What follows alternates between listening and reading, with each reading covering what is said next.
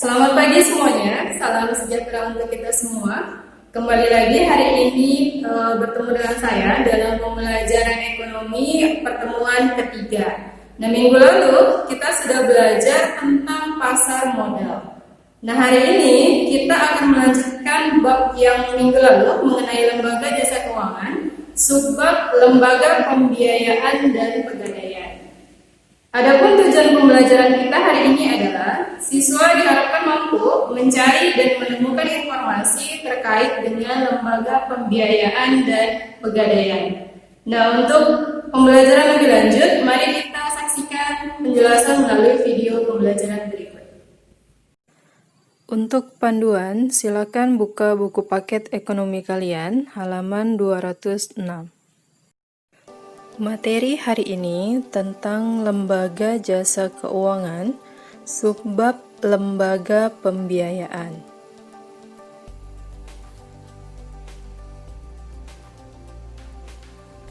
Lembaga pembiayaan. Lembaga pembiayaan merupakan lembaga keuangan juga, tapi lembaga keuangan bukan bank.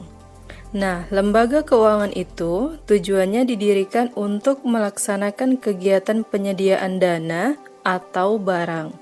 Adanya lembaga pembiayaan ini sangat membantu dalam menunjang pertumbuhan ekonomi nasional. Menurut Perpres nomor 9 tahun 2009 tentang lembaga pembiayaan menyebutkan bahwa lembaga pembiayaan adalah badan usaha yang melakukan kegiatan pembiayaan dalam bentuk penyediaan dana atau barang modal. Adapun unsur-unsur lembaga pembiayaan adalah: yang pertama, badan usaha, yaitu perusahaan pembiayaan yang khusus didirikan untuk melakukan kegiatan yang termasuk dalam bidang usaha lembaga pembiayaan. Yang kedua, kegiatan pembiayaan, yaitu melakukan pekerjaan atau aktivitas dengan cara membiayai pihak-pihak atau sektor usaha yang dibutuhkan. Ketiga, penyediaan dana, yaitu perbuatan penyediaan uang untuk suatu keperluan. Keempat, barang modal, yaitu barang yang dipakai untuk menghasilkan sesuatu atau barang lain, seperti mesin-mesin, peralatan pabrik, dan sebagainya. Yang kelima, tidak menarik dana secara langsung. Artinya, tidak mengambil uang secara langsung, baik dalam bentuk giro, deposito, tabungan, dan surat sanggup bayar, kecuali hanya untuk dipakai sebagai jaminan hutang kepada bank yang menjadi krediturnya. Dan yang terakhir, masyarakat, yaitu sejumlah orang yang hidup bersama di suatu tempat, yang terikat oleh suatu kebudayaan yang mereka anggap sama. Selanjutnya, peran dan jenis lembaga pembiayaan. Adapun peran dari lembaga pembiayaan ada dua. Yang pertama, untuk masyarakat, membantu pengusaha kecil dengan modal yang terbatas untuk mendapatkan pinjaman dengan syarat yang mudah dan bunga ringan. Yang kedua, untuk sektor infrastruktur, yaitu membantu ketersediaan dana untuk pelaku pengembang infrastruktur. Sedangkan untuk jenis lembaga pembiayaan, terbagi atas 1.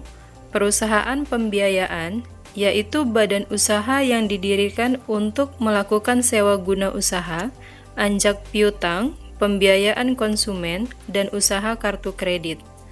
2. Perusahaan modal ventura, yaitu badan usaha ini melakukan pembiayaan ke suatu perusahaan untuk jangka waktu tertentu. Dan yang ketiga, perusahaan pembiayaan infrastruktur khusus melakukan pembiayaan dalam bentuk pemberian dana untuk proyek infrastruktur. Selanjutnya ada prinsip kegiatan usaha. Dalam melaksanakan kegiatannya, lembaga pembiayaan antara lain memegang prinsip mengenai nasabah, di mana prinsip-prinsip tersebut adalah: yang pertama, karakter, yaitu penilaian terhadap karakter atau kepribadian calon penerima pembiayaan dengan tujuan untuk memperkirakan kemungkinan bahwa penerima pembiayaan dapat memenuhi kewajibannya. Yang kedua, capacity, yaitu penilaian secara subjektif tentang kemampuan penerima pembiayaan untuk melakukan pembayaran. Yang ketiga, kapital, yaitu penilaian terhadap kemampuan modal yang dimiliki oleh calon penerima pembayaran yang diukur dengan posisi perusahaan secara keseluruhan. Yang keempat, kolateral, yaitu jaminan yang dimiliki calon penerima pembiayaan. Dan yang terakhir, condition, yaitu melihat keterkaitan kondisi ekonomi di masyarakat dengan jenis usaha yang dilakukan. Subbab selanjutnya tentang pegadaian. Pengertian pegadaian. Pegadaian adalah kegiatan menjaminkan sebuah barang yang berharga pada pihak pegadai untuk memperoleh sejumlah uang senilai dengan barang yang sudah dijaminkan dan akan ditebus sesuai kesepakatan nasabah dan lembaga gadai. Adapun fungsi pegadaian adalah menciptakan dan menumbuhkan usaha-usaha lain yang menguntungkan untuk pegadaian dan masyarakat, mengelola penyaluran uang pinjaman dengan dasar hukum gadai secara mudah, cepat, hemat, dan aman, mengelola keuangan kepegawaian, perlengkapan, pendidikan, serta pelatihan, melakukan penelitian serta pengembangan, mengelola organisasi, tata kerja, dan tata laksana, mengawasi pengelola perusahaan.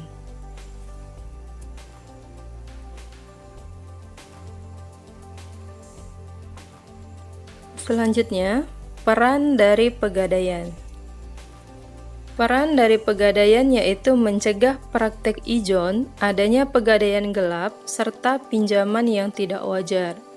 Menunjang pelaksanaan sistem pembangunan nasional, umumnya penyaluran dana pinjaman dengan dasar hukum gadai.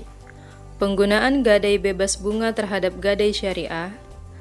Dan selanjutnya adalah jenis-jenis pegadaian. Yang pertama ada pegadaian syariah, yaitu lembaga keuangan ataupun divisi form pegadaian dengan memberi pinjaman pada nasabah menurut prinsip-prinsip dalam syariah Islam. Yang kedua, pegadaian konvensional, yaitu lembaga pemerintah sebagai pemberi pinjaman kepada nasabah dengan dasar hukum gadai.